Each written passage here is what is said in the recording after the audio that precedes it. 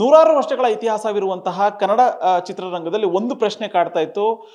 ಹಿರಿಯ ನಟಿ ದಿವಂಗತ ಲೀಲಾವತಿ ಅವರ ಪತಿಯ ಹೆಸರೇನು, ಮತ್ತೆ ನಟ ವಿನೋದ್ ರಾಜ್ಕುಮಾರ್ ಅವರ ತಂದೆ ಯಾರು, ಅವರಿಗೆ ನಿಜವಾಗ್ಲೂ ಮದುವೆ ಆಗಿದೆಯಾ ಅನ್ನುವಂಥ ಒಂದು ಸಾಕಷ್ಟು ಪ್ರಶ್ನೆಗಳು ಸಿನಿಮಾ ಪ್ರಿಯರನ್ನ ಕಾಡ್ತಾ ಇತ್ತು. ಈಗ ಆ ಎಲ್ಲ ಪ್ರಶ್ನೆಗಳಿಗೆ ಉತ್ತರ ಸಿಗುವಂತಹ ಕಾಲ ಹತ್ರ ಬಂದಿದೆ. ಯಾಕೆಂತಂದ್ರೆ ಇವತ್ತು ಡಾಕ್ಟರ್ ರಾಜ್ಕುಮಾರ್ ಅಖಿಲ ಕರ್ನಾಟಕ ಡಾಕ್ಟರ್ ರಾಜ್ಕುಮಾರ್ ಅಭಿಮಾನಿಗಳ ಸಂಘದ ಒಕ್ಕೂಟದ ಗೌರವ ಅಧ್ಯಕ್ಷರಾಗಿರುವಂತಹ ಎನ್.ಆರ್. ರಮೇಶ್ ಒಂದು ಪುಸ್ತಕವನ್ನ ಬಿಡುಗಡೆ ಮಾಡಿದ್ದಾರೆ. ಅದು ಲೀಲಮ್ಮ ನಿನ್ನ ಗಂಡ ಯಾರಮ್ಮ ಅಂತ ಹೇಳಿ. ನಿಜವಾಗ್ಲೂ ಈ ಒಂದು ಪುಸ್ತಕವನ್ನ ಬಿಡುಗಡೆ ಮಾಡಲಿಕ್ಕೆ ಪ್ರಮುಖವಾದಂಥ ಕಾರಣ ಏನು, ಈ ಪುಸ್ತಕದಲ್ಲಿ ಯಾವೆಲ್ಲ ಅಂಶಗಳು ಉಲ್ಲೇಖ ಆಗಿದೆ ಅನ್ನುವಂಥದ್ದನ್ನ ಅವರಿಂದನೇ ನಾನು ಮಾತಾಡಿಸ್ತೀನಿ. ಸರ್, ಈಗ ಮೊದಲನೇದಾಗಿ ಲೀಲಮ್ಮ ನಿನ್ನ ಗಂಡ ಯಾರಮ್ಮ ಅನ್ನುವಂಥ ಪುಸ್ತಕ ಯಾಕೆ ಬರೀಬೇಕು ಅಂತ ಅನ್ನಿಸ್ತು? ಕನ್ನಡಿಗರ ಆರಾಧ್ಯ ದೈವ, ವಿಶ್ವವಿಖ್ಯಾತ ನಟ ಸಾರ್ವಭೌಮ ಡಾಕ್ಟರ್ ರಾಜ್ಕುಮಾರ್ ಅವರು ಚಿತ್ರರಂಗ ಬಂದಾಗಿನಿಂದಲೂ 1953-54ರಿಂದಲೂ ಕೂಡ ಅವರನ್ನು ಅಣಿಯಕ್ಕೆ ಪ್ರಯತ್ನ ಪಡುವಂಥ ಒಂದು ಪಟ್ಟಭದ್ರ ಹಿತಾಸಕ್ತಿಗಳ ಒಂದು ತಂಡನೇ ಕಾರ್ಯನಿರ್ವಹಿಸ್ತಾ ಇದೆ ಅಂತ ನಮ್ಗೆ ಗೊತ್ತಿದೆ. ಕಾಲಕಾಲಕ್ಕೆ ಅವರ ವಿರುದ್ಧ ಅಪಪ್ರಚಾರ ಮಾಡೋದಕ್ಕೆ ಅಂತಲೇ ಖ್ಯಾತ ಪತ್ರಕರ್ತ, 2 ಪ್ರಮುಖ ದಿನಪತ್ರಿಕೆಗಳ ಸಂಪಾದಕರಾಗಿದ್ದಂಥ YNK ಅಂತ ಕರೆಸ್ಕೊಳ್ಳುವಂಥ YN ಕೃಷ್ಣಮೂರ್ತಿ ಅವರು, ಹಾಗೆ ನಾರಾಯಣ ಸ್ವಾಮಿಯವರು ಸೇರಿದಾಗೆ ಬಹಳಷ್ಟು ಜನ ಪತ್ರಕರ್ತರು, ಚಲನಚಿತ್ರ ಪತ್ರಕರ್ತರು ಡಾಕ್ಟರ್ ರಾಜ್ಕುಮಾರ್ ಅವರಿಗೆ ಕಪ್ಪು ಮಸಿಯನ್ನು ಬಳಿಯುವಂಥ ಒಂದು ಪ್ರಯತ್ನವನ್ನು ಅವರು ಮಾಡ್ಕೊಂಡು ಬಂದರು. ಅದೇ ಅಂಥ ಯಾವುದೇ ಪ್ರಯತ್ನ ಫಲಕಾರಿ ಆಗಲಿಲ್ಲ ಕನ್ನಡಿಗರ ಅಭಿಮಾನದ ಮುಂದೆ. ಡಾಕ್ಟರ್ ರಾಜ್ಕುಮಾರ್ ಅವ್ರನ್ನ ಮೀರಿಸುವಂಥ ಇನ್ನೊಬ್ಬ ಕಲಾವಿದ ಇರ್ಬೋದು, ವ್ಯಕ್ತಿತ್ವದಲ್ಲ ಇನ್ನೊಬ್ರು ಯಾರಿಲ್ಲ. ಅದು ಜೊತೆಗೇನೆ ಕನ್ನಡ ನಾಡು ಎಲ್ಲಿ ತನಕ ಇರುತ್ತೆ ಅಲ್ಲಿ ತನಕ ಡಾಕ್ಟರ್ ರಾಜ್ಕುಮಾರ್ ಅವರ ಹೆಸರು ಅಜರಾಮರವಾಗಿರುತ್ತೆ. ಯಾಕೆ ಅಂತಂದರೆ ಕನ್ನಡ ನಾಡು ನುಡಿ ನೆಲ ಜಲ ಭಾಷೆಗೆ ಅವ್ರು ಕೊಟ್ಟಿರ್ತಕ್ಕಂಥ ಕೊಡುಗೆ, ತಮ್ಮ ಕಾಲ್ಬಳಿಗೆ ಮುಖ್ಯಮಂತ್ರಿ ಸ್ಥಾನ ಉಳಿದು ಬಂದರೂ ಕೂಡ ಅದನ್ನು ತಿರಸ್ಕರಿಸಿದಂಥ ಏಕೈಕ ಸಾಧಕ ಅಂತಂದರೆ ಡಾಕ್ಟರ್ ರಾಜ್ಕುಮಾರ್ ಅವರು ಮಾತ್ರ. ಹಾಗಾಗಿ ಹಲವಾರು ಇವತ್ತು ಬೆಂಗಳೂರು ಮಹಾನಗರ ಕರ್ನಾಟಕದ ರಾಜಧಾನಿಗೆ ಉಳ್ಕೊಂಡಿದೆ ಅಂತಂದರೆ ಅದಕ್ಕೆ ನೇರವಾಗಿ ಕಾರಣಕರ್ತರು ಅವರು. ಇಲ್ಲಾಂದರೆ 1984ರಲ್ಲೇ ನಮಗೆ ಮೈಸೂರು, ಮಂಗಳೂರು, ದಾವಣಗೆರೆ ಇಂಥ ನಗರಗಳು ಯಾವ್ದಾದ್ರು ಒಂದು ರಾಜಧಾನಿ ಆಗಿರೋದು. MG ರಾಮಚಂದ್ರನ್ ಅವರ ಒತ್ತಾಸೆಗೆ ಆಗ್ರಹಕ್ಕೆ ಮಾಡೋದು ಕೇಂದ್ರ ಸರ್ಕಾರ ಕೈಗೊಂಡಿದ್ದಂಥ ಕ್ರಮ ಅದು. ಆವಾಗ ಒಂದೇ ಒಂದು ಧ್ವನಿ ಎತ್ತಿದ್ದಕ್ಕೆ ಇವತ್ತು ಬೆಂಗಳೂರು ಮಹಾನಗರ, ನಾಡಪ್ರಭು ಕೆಂಪೇಗೌಡರು ಕಟ್ಟಿದಂಥ ಬೆಂಗಳೂರು ಮಹಾನಗರ ಇವತ್ತು ಕರ್ನಾಟಕ ರಾಜಧಾನಿಯಾಗಿ ಉಳ್ಕೊಂಡಿರ್ತಕ್ಕಂಥದ್ದು. ಈ ರೀತಿ ಕನ್ನಡ ನಾಡು ನುಡಿ ನೆಲ ಜಲ ಭಾಷೆಗೆ ಬೇರೆ ಯಾರೂ ಕೊಡೋಕ್ಕಾಗದೇ ಇರುವಂಥ ಮತ್ತು ಕೊಡುಗೆಗಳನ್ನು ಕೊಟ್ಟಿರ್ತಕ್ಕಂಥ ಬದುಕಿದ್ದಷ್ಟು ಜನ ಅಪ್ಪಟ ಕನ್ನಡಿಗರ ಸಾಂಸ್ಕೃತಿಕ ರಾಯಭಾರಿಯಾಗಿ ಬಿಳಿ ಪಂಚೆ, ಅಂದರೆ ಶ್ವೇತವಸ್ತ್ರಧಾರಿಯಾಗಿಯೇ ನೆಲದ ಮೇಲೆ ಮಲಗ್ತಾ ಇದ್ದಂಥದ್ದು, ನೆಲದ ಮೇಲೆ ಊಟ ಮಾಡ್ತಾ ಇದ್ದಂಥ 2002 ತನಕ ಅವರಿಗೆ ಮಂಡಿ ನೋವು ತೀವ್ರವಾಗೋ ತನಕ ಅಂತಹ ಒಬ್ಬ ವ್ಯಕ್ತಿಯ ಹೆಸರಿಗೆ ಕಪ್ಪು ಮಸಿ ಬಳಿಯುವಂಥ ಪ್ರಯತ್ನವನ್ನು ಮಾಡ್ಕೊಂಡು ಬರ್ತಾಯಿದ್ರು. ಇದಕ್ಕೆ ಸಾಲದು ಅಂತ ಹೇಳಿ ಪತ್ರಕರ್ತ ರವಿ ಬೆಳಗೆರೆ ಅವರು, ವಿವಾದಾತ್ಮಕ ಲೇಖನಗಳನ್ನು ಬರೆದಿರ್ತಕ್ಕಂಥ ಪತ್ರಕರ್ತ ರವಿ ಬೆಳಗೆರೆ ಅವರು, ಅಣ್ಣ ಅವರು ತೀರ್ಕೊಂಡ ನಂತರ ಅವ್ರು ಇರೋ ತನಕ ಅದರ ವಿರುದ್ಧ ಮಾತಾಡೋಕ್ಕೆ ಧೈರ್ಯ ಇಲ್ಲದಿದ್ದಂಥ ಅವರು ತೀರ್ಕೊಂಡು ಬಹಳ ವರ್ಷಗಳ ನಂತರ ರಾಜ್ಲೀಲಾ ವಿನೋದ ಅನ್ನೋ ಒಂದು ಪುಸ್ತಕವನ್ನು ಬರೆದು ಬಿಡುಗಡೆ ಮಾಡಿರ್ತಕ್ಕಂಥದ್ದು. ಅಲ್ಲಿ ಒಂದು ಕನ್ನಡಿಗರಲ್ಲಿ ಒಂದು ಗೊಂದಲದ ಪ್ರಶ್ನೆಯನ್ನು ಅವರು ಮೂಡಿಸಿ ಅವ್ರು ಹೋಗಿರ್ತಕ್ಕಂಥದ್ದು. ಆದರೆ ನಾವು ಅವತ್ತಿಂದ ಲೀಲಾವತಿಯವರು ಕೂಡ ಇದಕ್ಕೆ ಸಂಬಂಧಪಟ್ಟಾಗ ಯಾವುದೇ ಬಹಿರಂಗ ಪ್ರತಿಕ್ರಿಯೆ ಕೊಟ್ಟಿರಲಿಲ್ಲ, ಅಥವಾ ವಿನೋದ್ ರಾಜ್ ಅವರು ಕೊಟ್ಟಿರಲಿಲ್ಲ. ಅವತ್ತಿಂದ ನಾವು ಇದಕ್ಕೆ ಅಧಿಕೃತ ದಾಖಲೆಗಳನ್ನು ತೋರಿಸಿದಾಗ ಮಾತ್ರ ಅಣ್ಣವರ ಹೆಸರಿಗೆ ಇವರೇನು ದುರುದ್ದೇಶಪೂರ್ವಕವಾಗಿ ಕಪ್ಪು ಮಸಿಯನ್ನು ಕಳಂಕವನ್ನು ತರಕ್ಕೆ ಪ್ರಯತ್ನ ಪಟ್ಟಿದ್ರು, ಅದನ್ನು ಅಳಿಸಾಕಬೇಕು ಅಂತಂದರೆ ಸರ್ಕಾರಿ ದಾಖಲೆಗಳಿದ್ದರೆ ಮಾತ್ರ ಸಾಧ್ಯ ಅಂತ ಹೇಳಿ ನಾವು ಚೆನ್ನೈ ಮಹಾನಗರದಲ್ಲಿ ಮತ್ತು ಚೆನ್ನೈ ಮಹಾನಗರಕ್ಕೆ ಹೊಂದ್ಕೊಂಡಂಗಿರ್ತಕ್ಕಂಥ ಚೆಂಗಲ್ಪಟ್ಟು ಜಿಲ್ಲೆಯಲ್ಲಿ ಅವರು ಲೀಲಾವತಿಯವ್ರಿಗೆ ಮಾಲೀಕತ್ವದ ಸ್ವತ್ತುಗಳೇನಿತ್ತು, ಮಹಾಲಿಂಗ ಭಾಗವತರವರಿಂದ ಉಡುಗೊರೆಯಾಗಿ ದಾನಪತ್ರದ ಮೂಲಕ ಬಂದಿರತಕ್ಕಂಥದ್ದೇನಿತ್ತು, ಮತ್ತು ಹಾಗೆ ಅವರು ಕ್ರಯಕ್ಕೆ ಪಡೆದಿರ್ತಕ್ಕಂಥ ಸ್ವತ್ತುಗಳೇನಿತ್ತು, ಅದಕ್ಕೆ ಸಂಬಂಧಪಟ್ಟ ದಾಖಲೆಗಳನ್ನು ನಾವು ಸಂಪೂರ್ಣವಾಗಿ ಹೆಕ್ಕಿ RTA ಕಾಯ್ದೆ ಅಡಿಯಲ್ಲಿ ಆ ಅದನ್ನು ತಗೊಂಡು ಸೆಟ್ಲ್ಮೆಂಟ್ ಡೀಡು ಅಂದರೆ ತೀರುವಳಿ ಪತ್ರ, ಸೇಲ್ ಡೀಡು ಕ್ರಯಪತ್ರ, ಹಾಗೆ ದಾನಪತ್ರ, ಹಾಗೆ ಅದಕ್ಕೆ ಸಂಬಂಧಪಟ್ಟ RTC ಪಹಣಿ ಪಟ್ಟ ಅಂತ ಕರೀತಾರೆ ತಮಿಳುನಾಡಲ್ಲಿ, ನಾವು ಪಾಣಿ ಅಂತ ಕರಿತೀವಿ. ಇದರೆಲ್ಲರ ಜೊತೆಗೆ ಅವರ ಆಧಾರ್ ಕಾರ್ಡ್ಗಳನ್ನು ನಾವು ಸರ್ಕಾರಿ ದಾಖಲೆಗಳನ್ನು ನಮ್ಮ ಸ್ನೇಹಿತರ ಮೂಲಕ ಹೆಕ್ಕಿ ತೆಗೆದು ಅದನ್ನು ಕಳೆದ ವರ್ಷ ಮಾರ್ಚ್ ತಿಂಗಳಲ್ಲಿ ನಾವು ಬಹಿರಂಗ ಪಡಿಸಿದ್ವಿ.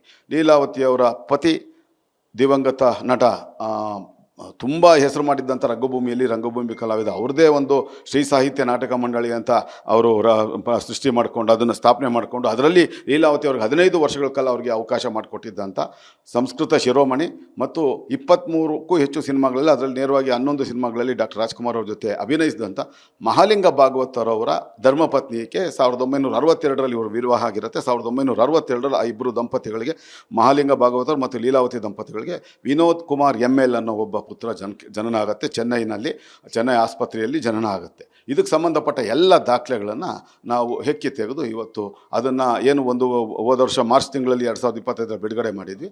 ಅದನ್ನು ಇವತ್ತು ಪುಸ್ತಕದ ರೂಪದಲ್ಲಿ ಹೊರತಂದು ಸಮಸ್ತ ಕನ್ನಡಿಗರ ಮನಸ್ಸಲ್ಲಿ ಯಾರೂ 90% ಯಾರೂ ನಂಬಿರಲಿಲ್ಲ. ಗೊತ್ತು ಇದು ಇಂಥ ಒಂದು ವರ್ಗ ಡಾಕ್ಟರ್ ರಾಜ್ಕುಮಾರ್ ಅವರಿಗೆ ಕಳಂಕ ತರಬೇಕು ಅನ್ನೋ ಒಂದು ಪ್ರಯತ್ನವನ್ನು ನಿರಂತರವಾಗಿ ಮಾಡ್ತಾ ಇದೆ ಅನ್ನೋದೆಲ್ಲರಿಗೂ ಗೊತ್ತು. ಆದರೂ ಕೂಡ ಒಂದಷ್ಟು ಜನ ಇಲ್ಲಿರ್ತಕ್ಕಂಥ 7 ಕೋಟಿ ಜನರ ಪೈಕಿ ಒಂದು 5-10 ಲಕ್ಷ ಜನ ಇದು ನಿಜ ಅಂತ ನಂಬಿದ್ರು.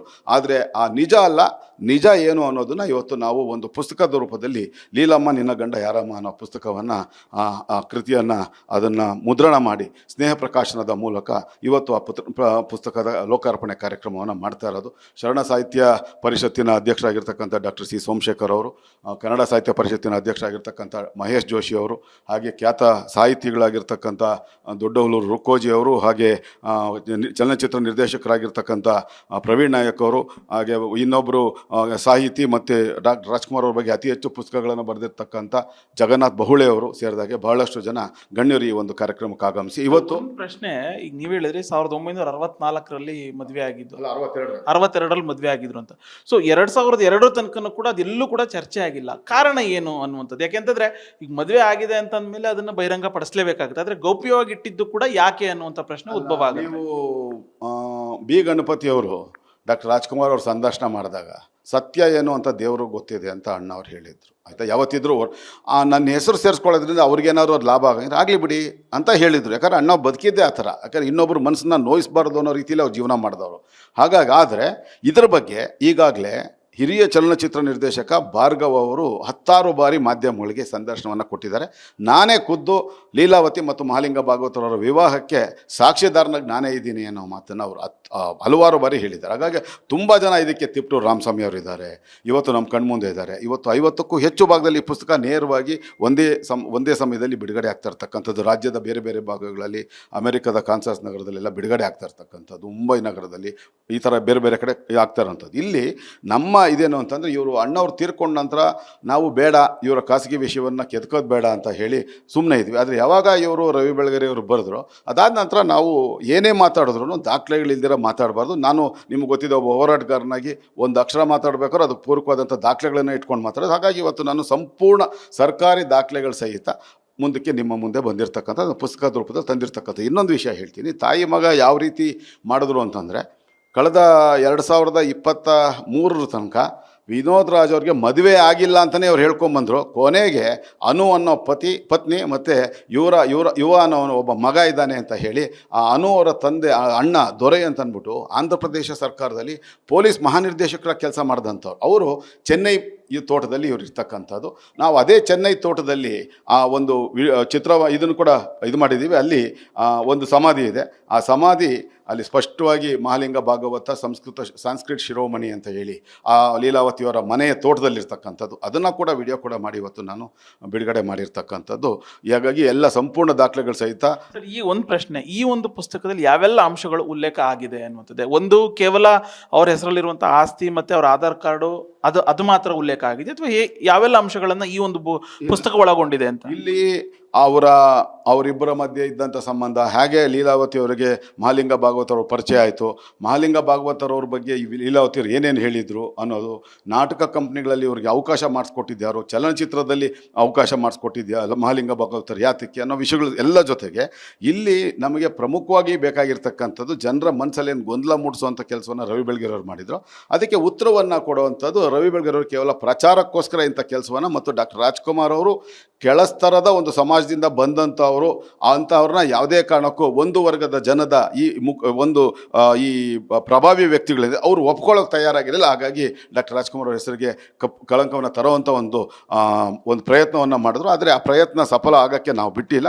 ಹಾಗಾಗಿ ಇವತ್ತು ನಾನು ಇರ್ತಕ್ಕಂಥದ್ದು ಬೇರೆ ಅಲ್ಲ. ನಿಮಗೆ ಯಾವುದೇ ಒಂದು ಸರ್ಕಾರಿ ದಾಖಲೆ, ಈಗ ನೀವೇ ಆಗಲಿ, ನಿಮ್ಮ ಹೆಸರಲ್ಲಿ ಒಂದು ಸ್ವತ್ತಿದ್ರೆ ಅದರಲ್ಲಿ ನಿಮ್ಮ ಹೆಸರು ಪಕ್ಕ ನಿಮ್ಮ ತಂದೆ ಹೆಸರು ಬರಲೇಬೇಕು, ಅಥವಾ ನಿಮ್ಮ ಶ್ರೀಮತಿಯವರ ಹೆಸರಿನಲ್ಲಿದ್ದರೆ ಅವರ ಯಜಮಾನ್ರ ಹೆಸರು ಬರಲೇಬೇಕು. ಹಾಗಾಗಿ ಇಲ್ಲಿ ಬಂದಿರತಕ್ಕಂಥ ಸರ್ಕಾರಿ ದಾಖಲೆ ಒಂದು ದಾಖಲೆ ತೋರಿಸ್ಬೋದಾ ಸರ್? ಖಂಡಿತವಾಗ್ಲೂ ನಿಮಗೆ ನೋಡಿ, ಇಲ್ಲೇ ನೋಡಿ, ಇದು ಸೆಟ್ಲ್ಮೆಂಟ್ ಡೀಡ್ ಅಂತ ಇದೆ. ಸೆಟ್ಲ್ಮೆಂಟ್ ಡೀಡ್ ಅಂದರೆ ತೀರುವಳಿ ಪತ್ರ.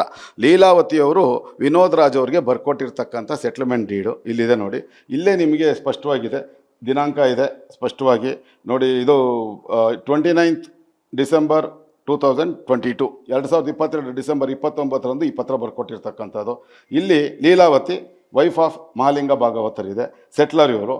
ಸೆಟ್ಲಿ ಬಂದ್ಬಿಟ್ಟು Vinod Raj ML son of Mahalinga ಭಾಗವತರ್. ಇಲ್ಲಿ ಸ್ಪಷ್ಟವಾಗಿದೆ.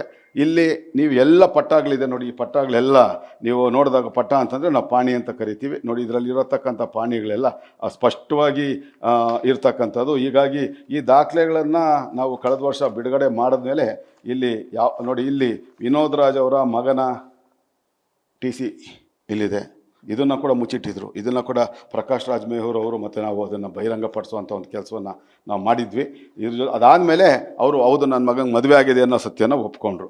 ಈ ರೀತಿ ಐತಿಹಾಸಿಕ ದಾಖಲೆಗಳನ್ನು ನಾವು ಇವತ್ತು ಕನ್ನಡಿಗರಿಗೆ ಮುಂದೆ ಇಟ್ಟು, ಸರ್ಕಾರಿ ದಾಖಲೆಗಳನ್ನಿಟ್ಟು, ಡಾಕ್ಟರ್ ರಾಜ್ಕುಮಾರ್ ಅವರು ಜೀವನ ಪೂರ್ತಿ ಕಳಂಕರಹಿತವಾಗಿ ಬದುಕಿದ್ರು, ಕಳಂಕರಹಿತ ವ್ಯಕ್ತಿತ್ವ. ಹಾಗಾಗಿ ಕನ್ನಡಿಗರಿಗೆ ಯಾವತ್ತೂ ಆದರ್ಶಪ್ರಾಯರಾಗಿ ಯಾರಾದರೂ ಒಬ್ಬ ಸಾಧಕ ಇದ್ದರೆ ಅದು ಡಾಕ್ಟರ್ ರಾಜ್ಕುಮಾರ್ ಅವರು ಮಾತ್ರ. ಇಂಥ ಎಲ್ಲ ಪಟ್ಟಭದ್ರ ಹಿತಾಸಕ್ತಿಗಳು ಅವರ ಏಳಿಗೆಯನ್ನು ಸಹಿಸಕ್ಕಾಗದೆ ಅವರ ಹೆಸರಿಗೆ ಕಪ್ಪು ಮಸಿಯನ್ನು ಬಳಿಯುವಂಥ ಪ್ರಯತ್ನವನ್ನು ಮಾಡಿದ್ರು ಅನ್ನೋ ಸತ್ಯವನ್ನು ಈ ದಾಖಲೆಗಳ ಮೂಲಕ ಕನ್ನಡಿಗರ ಮುಂದೆ ಇಡುವಂಥ ಒಂದು ಪ್ರಾಮಾಣಿಕ ಪ್ರಯತ್ನವನ್ನು ಒಬ್ಬ ಕನ್ನಡ ಈ ಪುಸ್ತಕ ಬಿಡುಗಡೆ ಮಾಡೋದ್ರ ಮೂಲಕ ಡಾಕ್ಟರ್ ರಾಜ್ಕುಮಾರ್ ಅವರ ವಿರುದ್ಧ ಒಂದಷ್ಟು ಅಲಿಗೇಷನ್ ಅನ್ನ ಮಾಡ್ತಾ ಇದ್ರು, ಬೇಸ್ಲೆಸ್ ಅಲಿಗೇಷನ್ ಅನ್ನ ಮಾಡ್ತಾ ಇದ್ರು. ಅವ್ರಿಗೆ ಏನೊಂದು ಮಾತನ್ನು ಹೇಳಕ್ ಇಷ್ಟಪಡ್ತೀರಾ? ನಾನು ಕಳೆದ ವರ್ಷನೇ ಹೇಳಿದೆ, ಇವತ್ತು ಹೇಳ್ತೀನಿ ತಮ್ಮ ವಾಹಿನಿಯ ಮೂಲಕ. ಯಾರಾದರೂ ನಾನು ಅದೇ ಪದ ಯಾವತ್ತೂ ನಾನು ಬಳಸಲ್ಲ, ಏಕವಚನ ನಿಮ್ಗೆ ಗೊತ್ತಿದೆ. ಯಾವನಾದರೂ ಇನ್ಕ್ಲೂಡಿಂಗ್ ವಿನೋದ್ ರಾಜ್ ಸಮೇತ ಕನ್ನಡಿಗರಲ್ಲಿ ಮತ್ತೆ ಗೊಂದಲ ಮೂಡಿಸೋವಂಥ ಅಡ್ಗೋಡೆ ಮೇಲೆ ದೀಪ ಇಟ್ಟಂಗೆ ಮಾತಾಡಿದ್ರೆ ಅವ್ರ ವಿರುದ್ಧ ಕಾನೂನು ಹೋರಾಟ ಮಾಡೇ ಮಾಡ್ತೀವಿ. ಪ್ರತಿಯೊಬ್ಬರ ಮೇಲೂ ಕೋಟ್ಯಾಂತರ ರೂಪಾಯಿ ಮೊತ್ತದ ನಾವು ಡೆಫಾಮೇಷನ್ ಕೇಸ್, ಮಾನನಷ್ಟ ಮೊಕದ್ದಮೆಗಳನ್ನ ಒಬ್ಬ ಕನ್ನಡಿಗನಾಗಿ ನಾನು ಅಖಿಲ ಕರ್ನಾಟಕ ಡಾಕ್ಟರ್ ರಾಜ್ಕುಮಾರ್ ಅಭಿಮಾನಿ ಸಂಘಗಳ ಒಕ್ಕೂಟದ ರಾಜ್ಯ ಗೌರವಾಧ್ಯಕ್ಷನಾಗಿ ಮಾಡೇ ಮಾಡ್ತೀನಿ. ನನಗೆ ಒಂದು ತೃಪ್ತಿ ಇದೆ. ಡಾಕ್ಟರ್ ರಾಜ್ಕುಮಾರ್ ಅವ್ರಿಗೆ ಹೆಸರಾಗ ಅಂಟಿದ್ದಂಥ ಕಳಂಕವನ್ನು ತೊಳೆದಾಕುವಂಥ ಒಂದು ಅವಕಾಶವನ್ನು ದೇವರು ನನಗೆ ತಾಯಿ ಅನ್ನಪೂರ್ಣೇಶ್ವರಿಗೆ ಮಾಡಿಕೊಟ್ಟಿದ್ದಾರೆ. ಹಾಗಾಗಿ ನಾನು ತಾಯಿ ಅನ್ನಪೂರ್ಣೇಶ್ವರಿ ಭುವನೇಶ್ವರಿಗೆ ಹೃತ್ಪೂರ್ವಕವಾದಂಥ ಧನ್ಯವಾದಗಳನ್ನು ಆ ದೇವ್ರಿಗೆ ನಾನು ಹೇಳೋಕ್ಕೆ ಇಷ್ಟಪಡ್ತೀನಿ. ಯಾಕಂದರೆ ಅಂಥ ಒಬ್ಬ ಪುಣ್ಯಾತ್ಮ ನಮ್ಮ ಕಾಲದಲ್ಲಿ ಅವ್ರು ಇದ್ದರು ಅನ್ನೋವಂಥದ್ದು, ಅವ್ರ ಕಾಲದಲ್ಲಿ ನಾವಿದ್ವಿ, ಅವ್ರು ಓಡಾಡಿದ್ದಂಥ ನೆಲದಲ್ಲಿ ನಾವು ಓಡಾಡಿದ್ದೀವಿ ಅನ್ನೋದೇ ನಮ್ಮ ಭಾಗ್ಯ.